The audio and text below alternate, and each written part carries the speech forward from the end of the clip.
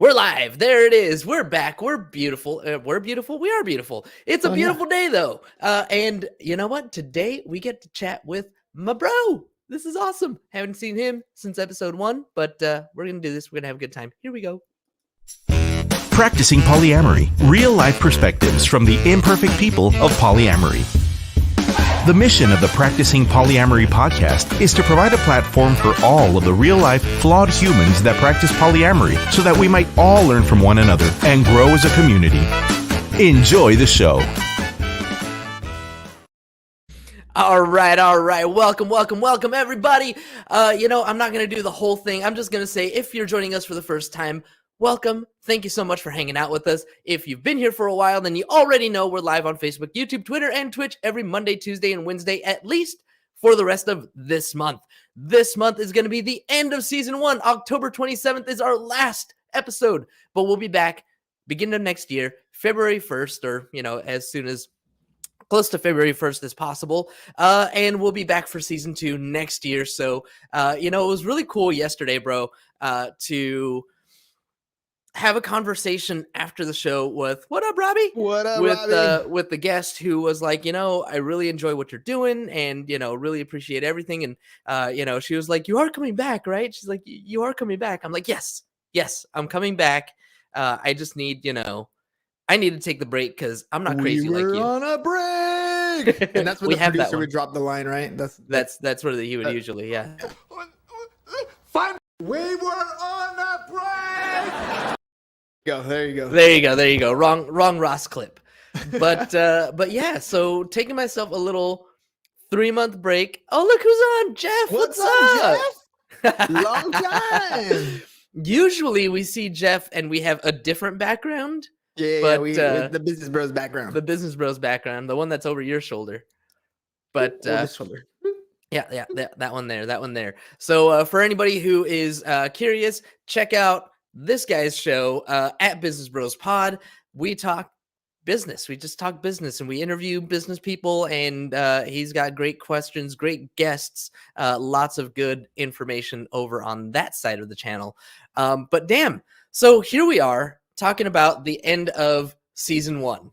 And dude, whoa, is all I gotta say. Well, okay, so we've been podcasting for quite some time, right? A little over 3 years. We've done the Business Bros shows, episode like 820 something, right? It's way up there. So we took what we've learned in podcast number 1, and it was funny because when we first started this one, like, you knew before you even started, before you even recorded episode 1, we were like, this is a red ocean. This is different. Ocean. This is very niche. Blue ocean. And Blue ocean. Yeah. Blue ocean. Anyways, okay, so a little bit of background for everybody that has no idea what Blue Ocean. What are you talking about? We're business people, right? So we listen to a lot of marketing folks, and when we're talking Blue Ocean, Red Ocean, it's when we were doing the Business Bros pod, there are 1,000,001 business podcasts, but when it comes to polyamory, now somebody said, somebody, I think it was Claire from Poly Pages, was like, oh yeah, well, if you're polyamorous, you have a podcast. That's like how it is. So I didn't really know that necessarily going into it, but there are definitely fewer podcasts and more of a listenership in polyamory as opposed to just general business. But it's also the way you went and approach the show, right? So, the fact that you spent a lot of time reaching out to people in a specific community that also have audiences of their own, right? I mean, you're talking to therapists, a lot of therapists on the show who have people who are going through a lot of the same issues that you're talking about directly on your show. So it's like a double edge. On the one hand, you get to learn all about polyamory, what it is, how it's defined by different people, right? How they're interacting on their day-to-day. And there's so many people out there that are in the exact same position that are either, I have no clue. I didn't even know polyamory was a thing. I thought that was what people did in Utah, right? Like, there's all kinds of stigmas. And like the lady that you had on the show the other day, she's like, oh, I was listening to your episode, and yeah, I identify with solo poly, right? And I was like, first of all, for me, I didn't know anything about the community prior to your show, right? everything I've learned about poly is because I just produce your show. So things. I was going to ask you about that actually. Yeah, like, over the course of the last 9 months that you've been sitting in the background, doing all the clips, doing all the stuff down there, all of the subscribe, rate, review at Practicing Poly A, all that good stuff. Like, you've known for a couple of years that, that I practice polyamory, that I'm polyamorous. Like, I don't remember exactly when I told you, but it was probably like 2017, 2018, something like that. So like, you knew about it, but like, you didn't really know about it. Yeah. Okay. So when you said about your lifestyle, to me, it was like, oh, okay, well, you get to date around. Cool.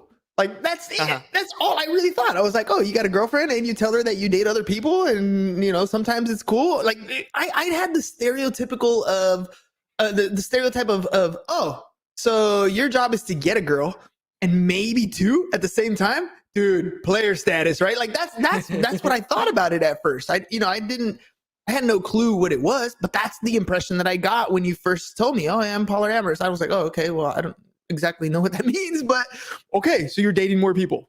That was it, right? But being producer on the show and listening to a lot of the stuff that people talk about, it's made things like clear and unclear at the same time, right? Like, clear and unclear. So the one of the things that I really like about the polyam community is the openness in the discussion, to have uncomfortable conversations about what it is that you're doing, right? Whether it's STDs, whether it's your metamor, whether it's rules and new partners, all that stuff, right? But that you have those conversations, that in the community, to have those conversations is a big thing, because in the fact that you have those conversations in that community, it should be something that is talked about in all communities, not in all relationships, right? All relationships, period, right? Yeah. Not just the polyam community, more so because you're dealing with more people's feelings, naturally, right? And because we don't have the script, right? Like with monogamy, everything that we see, all the media that we see is all geared towards monogamy. Like, we have a lot of healthy representations of monogamous relationships through, all kinds of stories and movies and books and et cetera and so on. But for polyamory, for multigamy, for non-monogamy, there isn't necessarily that script. And so there's a lot more communication that's required from us to kind of figure it all out together. But I agree with you that those are great lessons that I wish I had known when I was monogamous. Like, if I had known to have these kinds of conversations, man, that would have been game changing. Dude, I mean, it's opened up dialogue in my own relationship, right? So in my own relationship, Rose and I, we've been having our own issues, I guess, traumas. Not really. Really what it is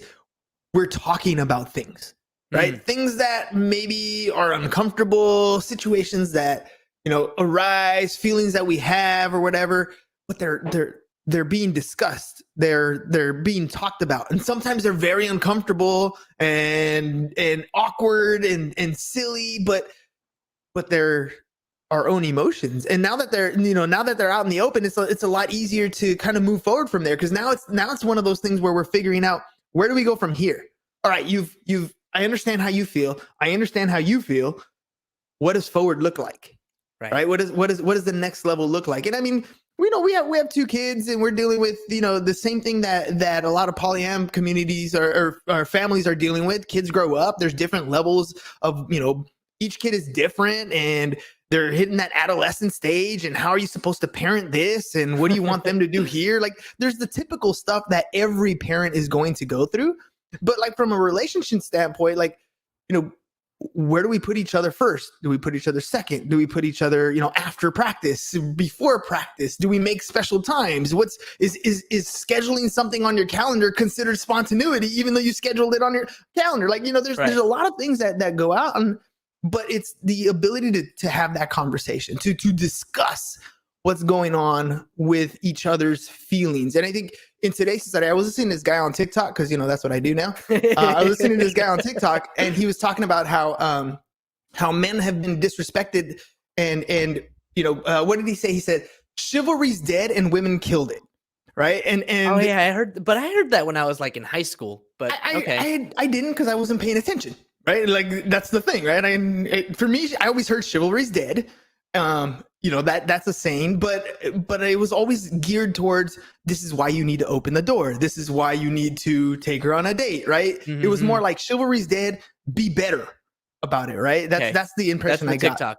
But no, the TikTok was opposite. The TikTok was chivalry's dead and women killed it. And the whole idea behind it was that women have been suppressing men, things, the whole concept of the toxic masculinity, and that women need to be respected more, and it's almost like that whole feminist thing.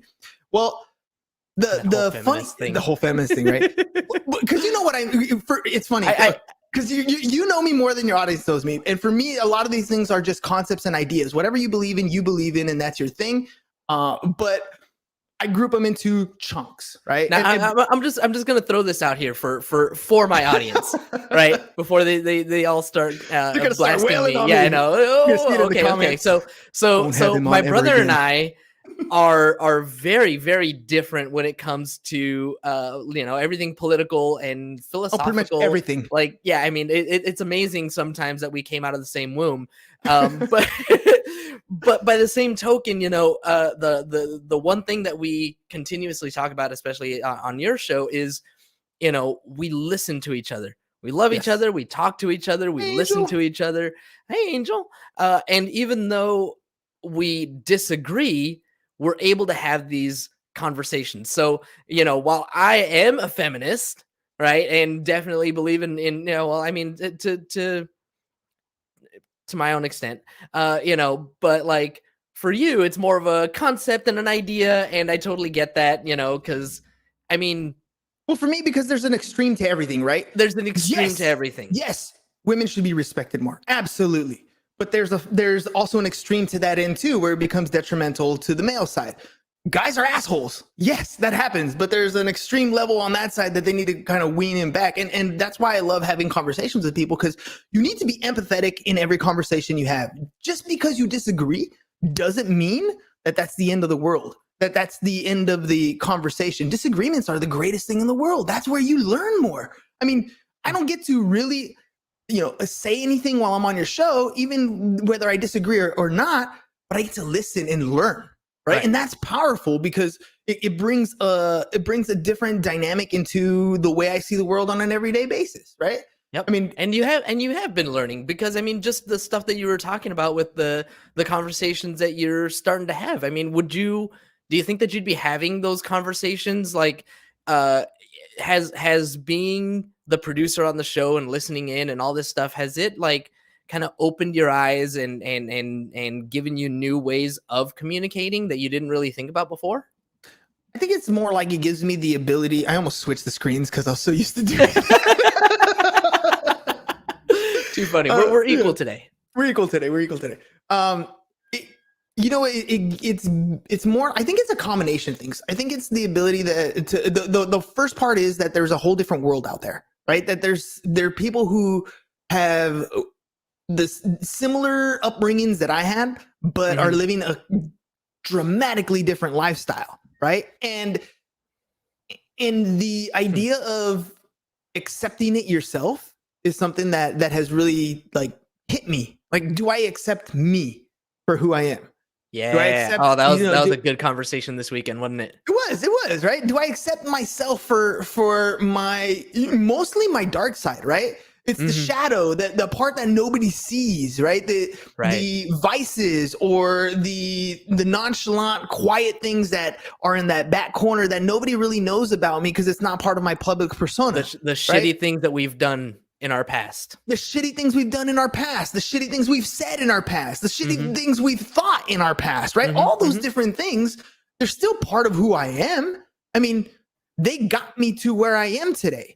Right. So to be able to realize that, everybody's shitty and everybody has downsides, but there are some people who are trying to actively accept those and then move forward. And and it's funny because you talk to a lot of therapists and it's almost like I'm on the couch sometimes. I'm like, oh, that's good. I should ask that.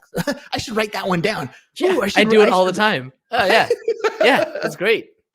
So, for me, it's that introspective. It's like, okay, I'm on the outside looking in. So from the outside looking in, everybody judges right off the bat. Even people who say they don't judge absolutely judge. Now, whether you say it or not, different ballgame, right? But your mind makes that judgment call. We do it just to survive, right? We walk around like, that person's dangerous, stay away. I'm gonna keep walking on the other side of the street. You don't even know that person, but you've made that judgment call, right?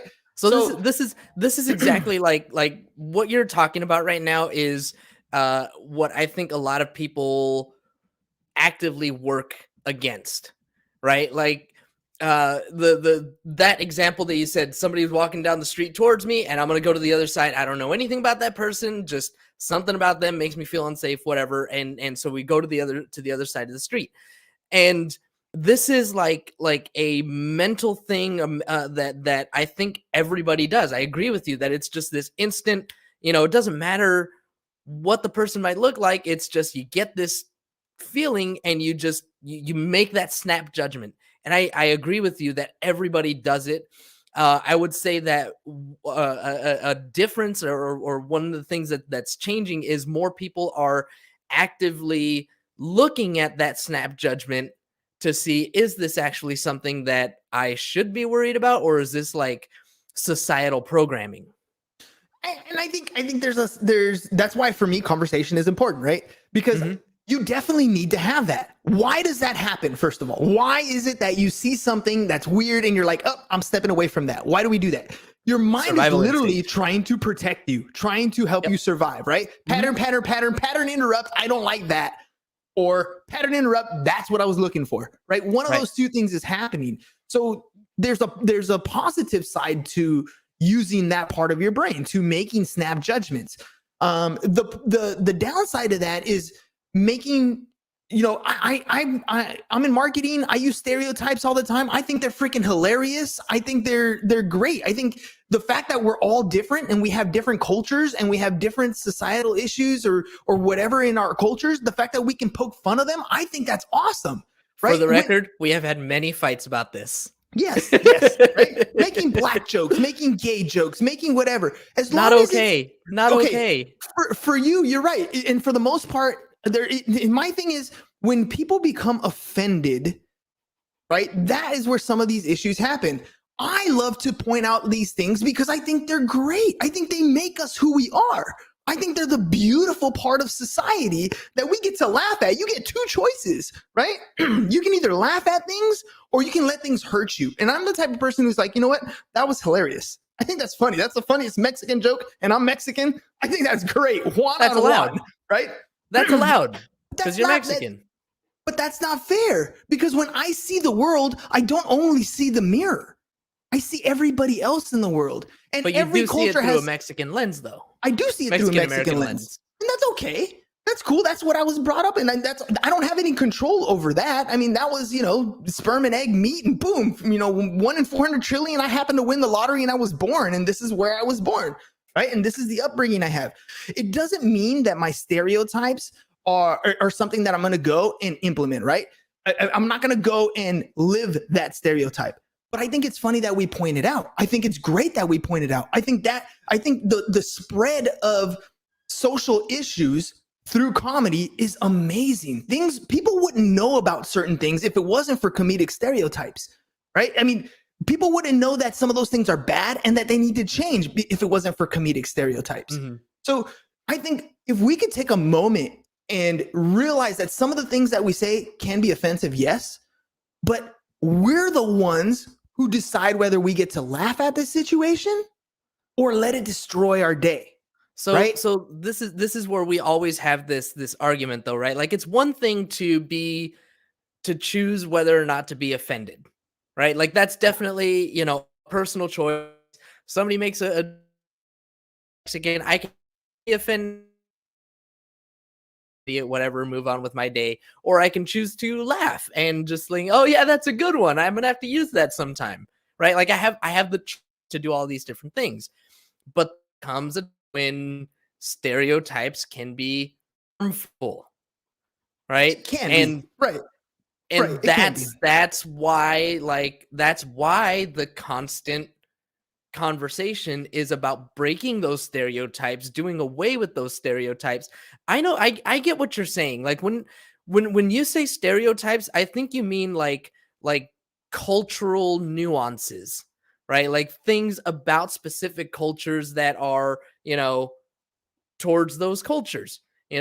Asians eat rice and, Mexican eat tacos and, whatever. Black folks like chicken, like Dave Chappelle, right? What was Genetically predisposed? Yeah, I thought I like chicken. I thought all the time I liked chicken because it was delicious. Turns out I was genetically predisposed to liking chicken. There you go. Right? Right? So like you have all of these different things that are like maybe more along the lines of cultural nuances, but Angel says beans. Don't forget about beans. It's my nickname. I couldn't forget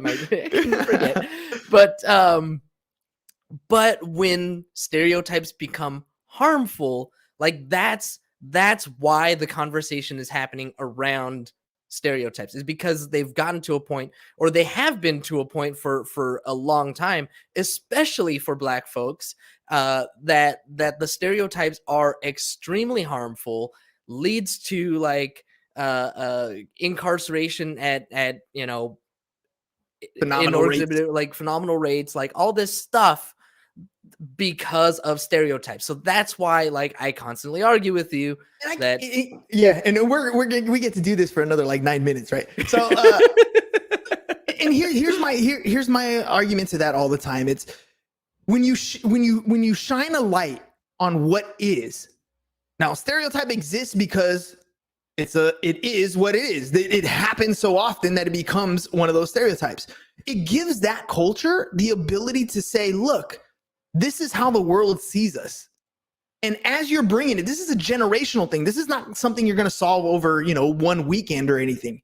Right. This is a whole generation that's being raised. You have a lot of Black Americans today that have taken a look at the stereotypes that they were raised in, that they were a part of, that they grew up in, that people poked fun of, that people judged, that people laughed at. And now they've made a point to get themselves out of that and raise their kids not to be that way.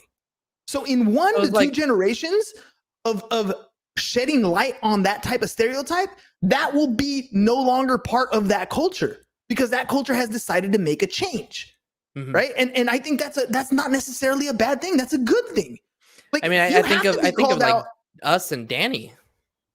Right. We all were raised the same exact way, and we ended up in 3 completely different paths, right? I mean, that's the way it always is. How but going back to that whole stereotype thing, like that's what's beautiful about what we have in a society. And again, you can choose to be offended, or you can choose to make a change within your own culture, because that's the only change that you can really make, right? You say within your own culture, but it's like really within your own household. One person. Yeah, but that household touches so many others, right? Like, I mean, there's so many different changes. You guys, you do it specifically on this show.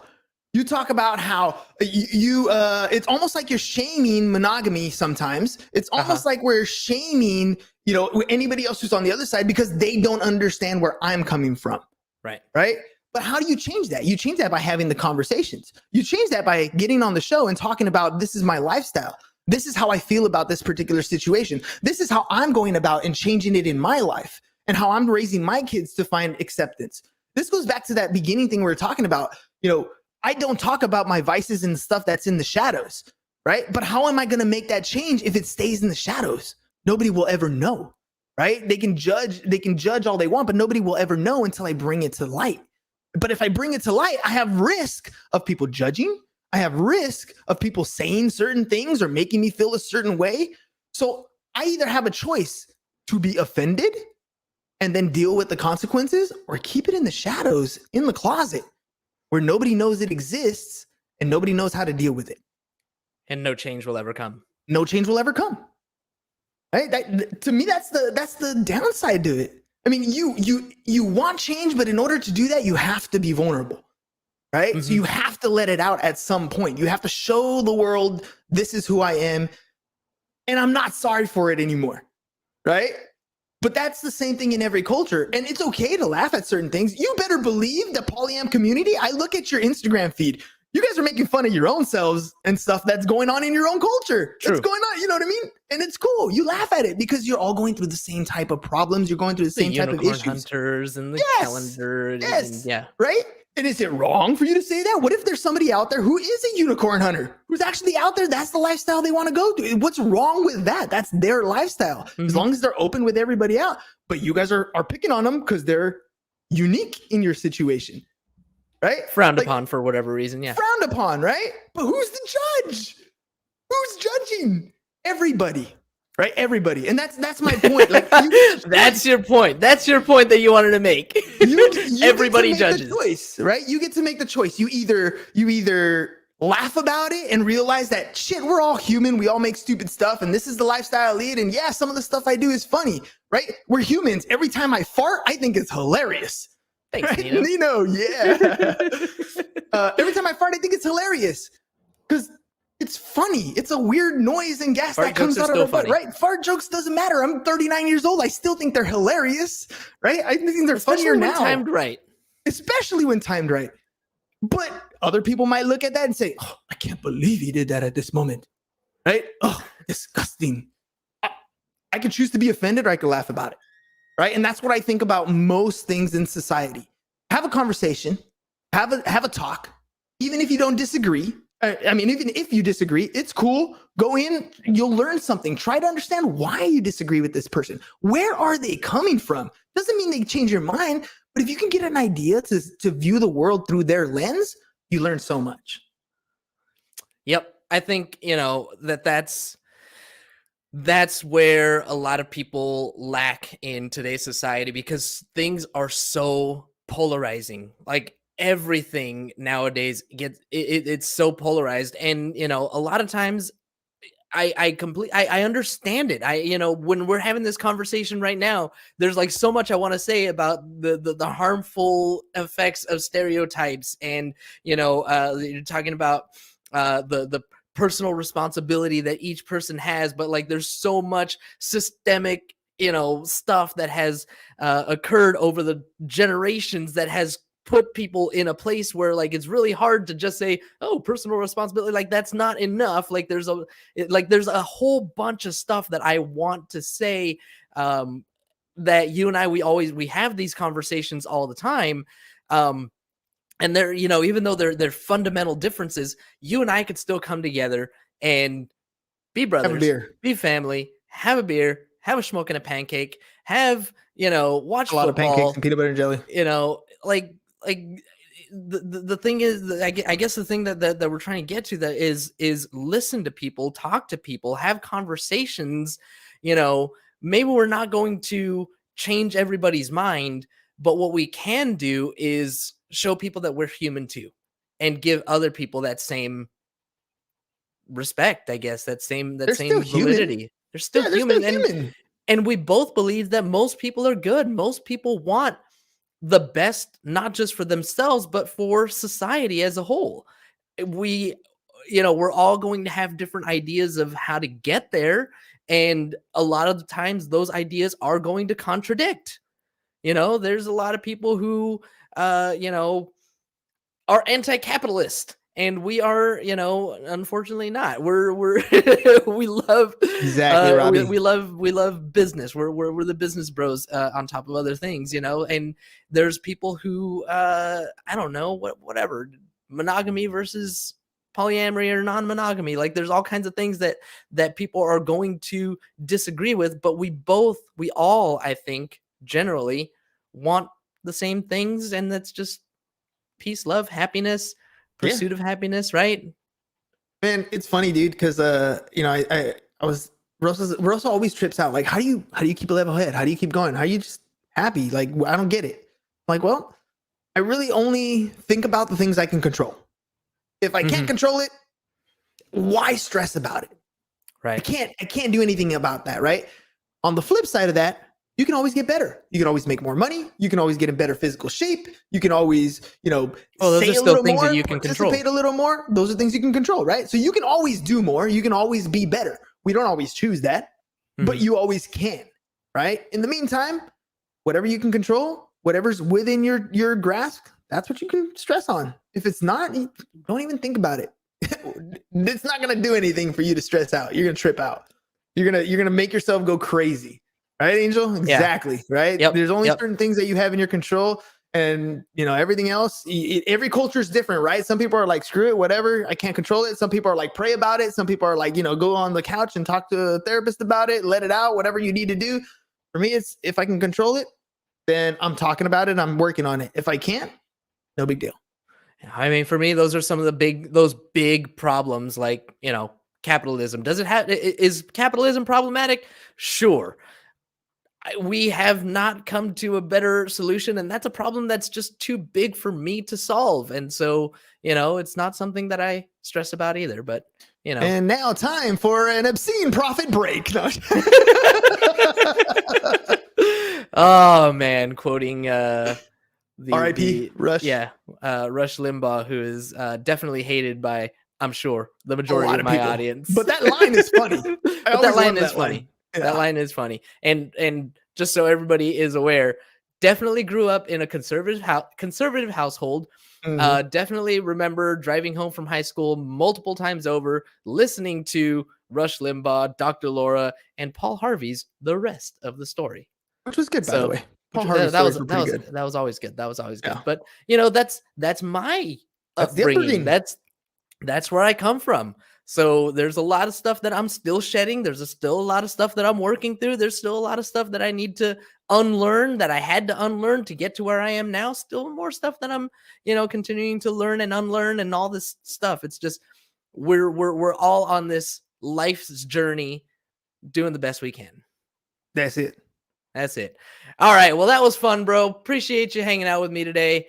And everybody else who was live, thank you to our live audience for tuning in today. As a reminder, when we're live, you get no commercial interruptions, but the same can't be said for those podcast downloads. So if you want to avoid the commercial interruptions, be sure to catch us live Monday through Wednesday, 2:30 Pacific time for the rest of this month, or sign up for Patreon, where you'll get access to our commercial-free RSS feed and support the show.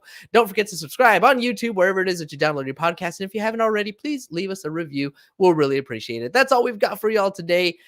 Thank you again, broski. And until next time, everybody, have a nice day.